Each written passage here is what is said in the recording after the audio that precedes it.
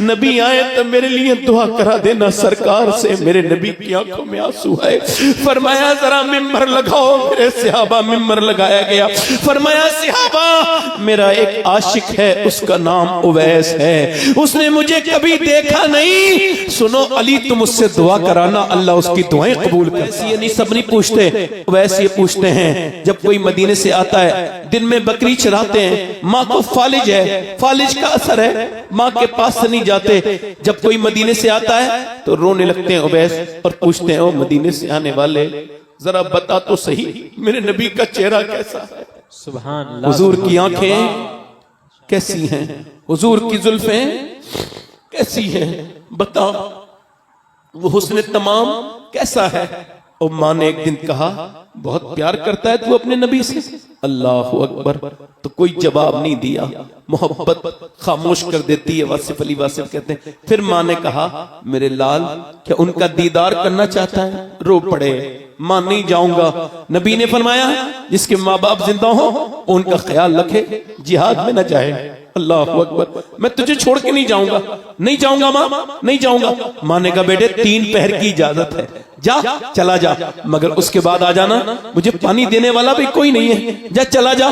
چلے گئے مدینے کی طرف، مدینے کا سفر ہے اور میں نمدیدہ اللہ فرماتے ہیں شکر خدا کہ آج گھڑی اس سفر کی ہے، مدینے کی طرف چلے، پہنچ گئے مدینے والے کے پاس، مدینے کے میرے آقا کے گھر کے پاس، داتا لاہوری لکھتے ہیں آواز دی کہ نبی پاک تشریف رکھتے ہیں، اندر سے آواز آئی کون؟ کہ میں چرواہا ہوں، بکری چراتا ہوں، حضور سے ملنے آیا ہوں، میرا نام اویس ہے، کیا سرکار ہیں؟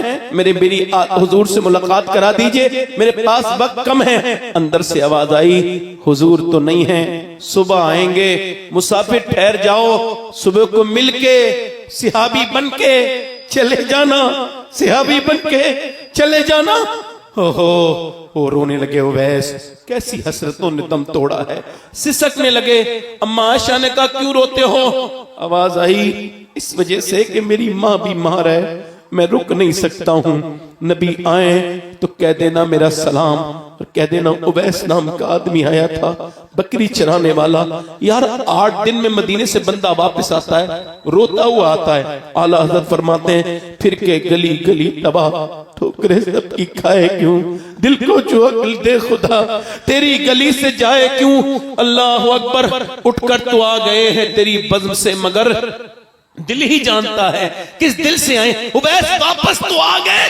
میرے نبی صبح کو گئے گھر کے باہر اندر داخل ہوئے، بے خبر ہو غلاموں سے وہ آقا کیا ہے، کون آیا تھا میرے گھر میں، بتاؤ عائشہ کون میرے دروازے پہ بڑا نور ہے، بڑی خوشبو پھیلی بھی ہے، کون آیا تھا؟ کہ حضور کوئی اویس نام کا آدمی آیا تھا بکری کا چرانے والا، اس کے کپڑوں پہ پیمد لگے تھے، کہہ کے گیا ہے ماں کا فرما بردار تھا، میری ماں بیمار نہ ہوتی تو رک جاتا، نبی آئے تو میرے لیے دعا کرا دینا سرکار سے۔ میرے نبی کی آنکھوں میں آنسو آئے، فرمایا ذرا ممبر لگاؤ۔ میرے صحابہ ممبر لگایا گیا، فرمایا صحابہ میرا ایک عاشق ہے، اس کا نام اویس ہے، اس نے مجھے کبھی دیکھا نہیں، سنو علی تم اس سے دعا کرانا، اللہ اس کی دعائیں قبول کرتا ہے، عمر تم اس سے دعا کرانا، قیامت کے دن جب وہ جنت میں جائے گا اللہ فرمائے گا ٹھہر جا اویس، اویس ٹھہر جائے گا، کہے گا اللہ فرمائے گا، حکم فرمائے گا ادھر جہنمی کھڑے ہیں میرے محبوب کی امت کے،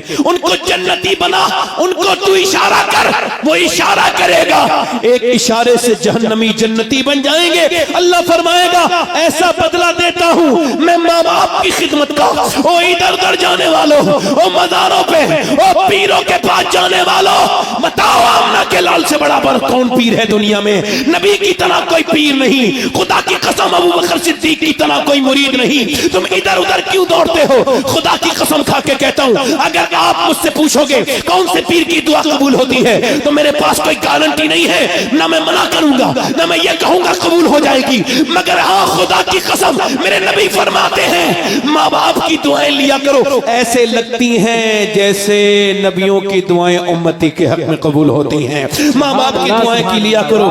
ماں باپ اس دن تھوڑی مرتا ہے، بوڑھا اس دن نہیں مرتا جس دن اس کی موت آتی ہے، بوڑھا تو اس دن مرتا ہے جب اس کا بیٹا اس سے تیز آواز سے بول کے کہتا ہے ابا تو نے میرے لیے کچھ نہیں کیا۔ بے شک بے شک، یاد رکھو یہ بوڑھے پھر ملیں گے نہیں، ماں باپ چلے جائے تو خواب میں بھی نظر نہیں آتے. وہ کیا زندگی ہے جس میں ماں باپ نہ ہو. قسمت نے کیا دولت ممتا سے ہے محروم, دولت کا ہے انبار مگر تیری کمی ہے. رمضان کی رونق تھی تیرے دم سے دو بالا, ہے سحری و افطار مگر تیری کمی ہے. ماں زندہ ہے اس کے پاؤں دباؤ, باپ زندہ ہے اس کی خدمت کر لو. وہ عورت کہہ رہی ہے تیرا باپ شہید ہو گیا, تیرا بھائی شہید ہو گیا, تیرا بیٹا, 3 شہادتیں ہوئی ہیں. ایک عورت ہے وہی روئی نہیں, آنسو گرے, باپ کی موت کی خبر سن کے کانپ گئی مگر برقع اوڑھ کے اپنا جو اس کا پردہ تھا کر کے نکلی. عورتیں کہنے لگی چلو دیکھو باپ کے جنازے پہ جا کے لپٹے گی. نہیں نہیں نہیں, بیٹے کو دیکھے گی. کسی نے کہا نہیں نہیں نہیں, آج عورتیں روتی ہیں ان کو خبر ہی نہیں کون سا دوپٹہ میرا کہاں گیا, کون میں رو رہی ہوں, کون بغیر میرا مارا ہے. وہ سوچتے نہ آنے والوں کو تمیز ہے, جاہلوں کو موت ہوئی ہے تو کوئی دروازہ کھل گیا, شریعت ختم ہو گئی, کوئی بھی گھسا چلا آتا ہے ایسے ہی موت والے گھر میں. یہ بھی نہیں کہتا بھائی جاہل ہو تم. میرے نبی فرماتے ہیں جو بنا اجازت تمہارے گھر میں آئے تم پتھر مار دو, اس کی آنکھ بھی پھوٹ جائے کوئی بات نہیں, اس کا جرم بڑا ہے, آ جائے آنے دو. سنو یہ کہا کر, یہ سنو عورتیں روتی ہیں, میری بہن اس رونے سے کیا فائدہ ہے, یہ تو روئی کیا فائدہ ہوا, کچھ نہیں. فائدہ کیا ہوتا معلوم ہے, آنسوؤں کی قیمت سمجھو. سب کو آنسو فائدہ نہیں پہنچائیں گے. اے اس آنسوؤں کی قدردان اللہ ہے. تو سجدے میں جاتی, باپ کا جنازہ باہر پڑا ہوتا, سجدے میں جا کے کہتی مالک میرا باپ تو مر گیا مگر میں آنسو والا سجدہ کر رہی ہوں, میرے باپ کو بخش دے. میرا ایمان کہتا ہے تیرا باپ قبر میں بعد میں جاتا, اللہ اس کی بخشش پہلے کر دیتا, مگر تو اس کو سمجھی نہیں. تو ادھر گئی تو ادھر گئی. وہ عورت چل رہی ہے, عورتیں پیچھے پیچھے جا رہی ہیں, نہیں نہیں بھائی کے جنازے پہ جائے گی بیٹے کے, مگر وہ مدینے کی خاتون تھی, حضور کی صحابیہ تھی, نہ ادھر گئی نہ ادھر گئی. وہ ادھر گئی جدھر میرے نبی کریم تھے, جدھر میرے آقا تھے, حضور کے سامنے جا کے کھڑی ہو گئی. سرکار نے اس کو دیکھا, دعا کے لیے ہاتھ اٹھائے, اللہ تجھے صبر دے, تیرا باپ تیرا بھائی تیرا بیٹا شہید ہو گیا. حضور کی طرف دیکھ کے بولی حضور پورے میدان میں آپ کو ڈھونڈ رہی تھی, میں آپ کو دیکھ لیا, آپ سلامت ہیں تو میرا سب کچھ سلامت ہے یا رسول اللہ, آپ سلامت ہیں تو میرا سب کچھ. پھر جب گئی تو دیکھو 3 لاشیں پڑی ہیں مگر جنازے پہ گئی ہے تو بالکل پردے میں ہیں. کسی نے کہا باپ مر گیا, شباب بھائی شہید ہو گیا, سب شہید ہو گئے, پردہ تیرا آج بھی سلامت ہے. کہنے لگے باپ کو موت آئی ہے, کوئی ابھی میرے اسلام تو میرا زندہ ہے نا, میرا دین تو ابھی زندہ ہے نا. آج کہاں ہیں عورتیں, میں ان کو بتاتا, ان سے پوچھتا جو بے پردہ رہتی ہیں, جن کو جسموں پہ فٹنگ کے لباس آ گئے. کتنی بڑی بے حیائی ہے. عورتیں اس کو سوچتی نہیں کبھی کہ مرد جب نماز پڑھتا ہے تو یہاں تک ہاتھ لاتا ہے, شریعت کہتی ہے یہاں تک ہاتھ لایا. عورت جب نماز پڑھتی ہے تو یہاں تک ہاتھ لا کے ایسے باندھتی ہے, بس یہاں تک. کیوں؟ چونکہ عورت کے جسم کی بناوٹ اور ہے, مرد کی جسم کی بناوٹ اور ہے. اللہ نہیں چاہتا کہ عورت نماز پڑھتے میں بے پردہ ہو, اس لیے عورت کا جسم, عورت کے لیے نماز الگ بنائی, مرد کے لیے الگ بنائی. عورتیں دوڑ نہیں سکتی وہاں پہ صفا مروہ پر, حالانکہ سیدہ ہاجرہ دوڑی تھی مگر عورت کہہ رہی ہے مجھے دوڑنے دو. آدمی کہہ رہا ہے تو نہیں دوڑ سکتی, کہا ہاجرہ دوڑی تھی, کہا ہاجرہ دوڑی تھی کوئی نہیں تھا, اب تو دوڑے گی تو اور مرد ہے, تیری بے پردگی ہو جائے گی. اس لیے اللہ نے تجھے دوڑنے کے لیے منع کیا کہ تیرا جسم ظاہر نہ ہو. تو یہ فٹنگ والے لباس جو پہن رہی ہیں ان کو میں بتاتا, کاش ان سے میں بات کر پاتا. اللہ کا شکر ہے میں سید ہوں, مگر پھر بھی یہ وصیت کر دی ہے میں نے کہ اگر کوئی فلسطین کی لڑکی کا ایک جوتا لا کر کے دے دے تو میری وصیت یہ ہے کہ میرے مرنے کے بعد میرے جنازے پہ, وہ جنازے پہ میری جسم پہ, میری قبر کے اوپر, قبر کے اندر میری اوپر وہ جوتی رکھ دینا اس مسلمان لڑکی کی, مومنہ کی, کس کی, جنہوں نے یہ بیان دے کے دنیا سے رخصت ہوئی ہیں. ہم رات کو جب سوتے ہیں تو برقع اوڑھ کے سوتے ہیں, کہ برقع تو اوڑھ کے کوئی نہیں سوتا, اتار کے سوتی ہیں. فلسطین کی لڑکیاں کہتی ہیں اس وجہ سے کہ جب رات کو بم گرتا ہے نا تو صبح کو گھر سے ملبہ نکلتا ہے, اسی میں سے لاشیں نکلتی ہیں. ہم یہ سوچ کے برقع اوڑھ کے سوتے ہیں کہ جب صبح کو ہماری لاشیں نکلیں تو بے پردہ نہیں ہونی چاہیے, پردے میں ہونی چاہیے. میں کاش اپنی بہنوں کو بتا پاتا, اپنی بیٹیوں کو, یہ جو شادیوں میں جن کے جسموں پر لباس بالکل تار تار ہیں, میرے نبی فرماتے ہیں آخری زمانے میں عورتیں پردہ کرنے کے باوجود برہنہ ہوں گی, یعنی بغیر کپڑوں کے ننگی ہوں گی. کون؟ وہی جو فٹنگ کا لباس پہنتی ہیں. کیسا حرام کام. میں کاش اپنی شادیوں میں جانے والی بچیوں کو کہہ پاتا, میں اپنی بہنوں سے کہہ پاتا, نا میری بیٹی یہ تو کیا کر رہی ہے, تجھ کو مر کے اللہ کو منہ دکھانا ہے، یہ تو نے کیا بے حیا۔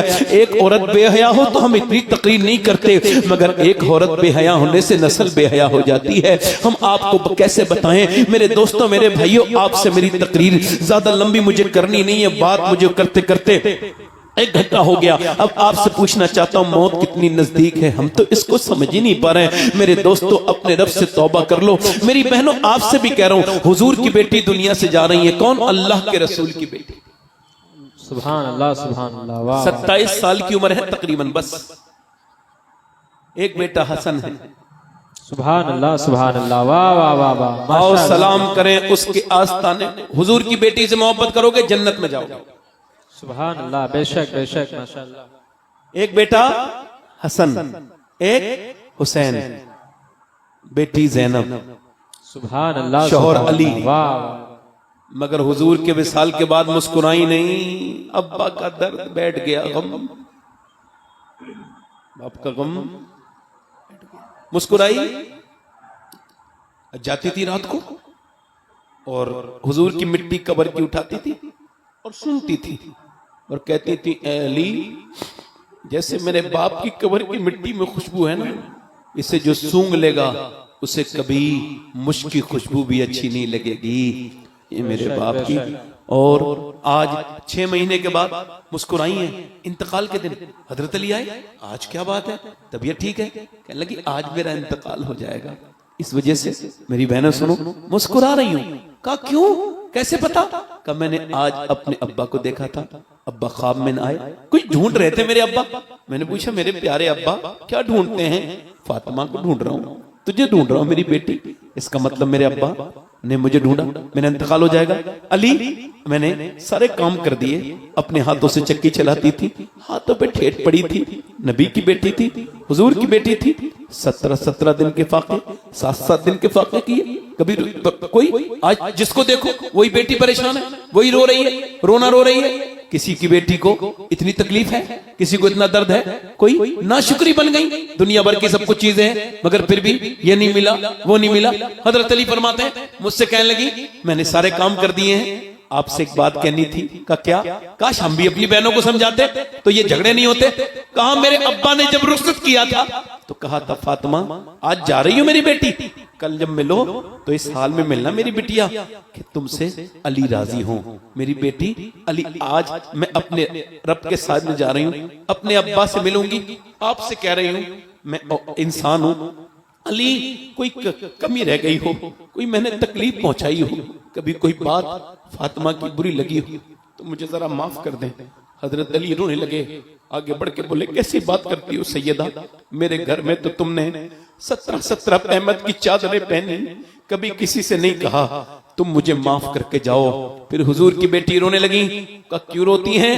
کہ میں نے جیتے جی تو پردہ کیا ہے، انتقال کے بعد جب اوپر چادر ڈل کے جنازہ نکلتا ہے تو پتہ چل جاتی ہے میت کتنی موٹی ہے کتنی پتلی ہے۔ تو میں سوچ رہی ہوں کہ کہیں میرے جنازے کے بعد بے پردگی نہ ہو جائے، کسی کو یہ خبر نہ ہو جائے کہ محمد کی بیٹی فاطمہ کتنی موٹی ہے کتنی پتلی ہے۔ میں تو ہاتھ جوڑ سکتا ہوں بس اپنی بہنوں سے، حضور کی بیٹی اتنا تقویٰ کر رہی ہیں، تیری حیثیت کیا ہے، تیری اوقات کیا ہے؟ آج خانقاہوں کے آج سید زادیاں بے پردہ ہیں، سید نام لکھ کے سید، اور وہ جو انسٹاگرام فیس بک پہ چلا رہی ہیں، معاذ اللہ معاذ اللہ، کیا جواب دیں گی نبی کی بیٹی کو؟ آج انسٹاگرام فیس بک پہ اپنے فالوورز بڑھانے کے لیے اسلام کو بدنام کر رہی ہیں بچیاں، معاذ اللہ معاذ اللہ۔ میری بہنوں میری بیٹیوں پلٹ کے آ جاؤ، نبی فرماتے ہیں میں نے عورتوں کو الٹا جہنم میں لٹ کے دیکھا، بالوں کے ساتھ لٹ کے دیکھا، پوچھا یہ کون ہے کہ جو سروں پہ دوپٹہ نہیں رکھتی تھی، بے پردہ رہے۔ اوہ میری بہنوں میری بیٹیوں تم کو سمجھ نہیں آتی۔ آپ سب سے یہی باتیں کہہ کے اپنی بات کو ختم کروں گا کہ موت قریب ہے بہت زیادہ۔ ایک عورت حضرت موسیٰ علیہ السلام کے زمانے میں ایک آدمی کے پاس آئی، بیچاری مجبور تھی، کہنے لگی کچھ دے دے میرے بچے بھوکے ہیں۔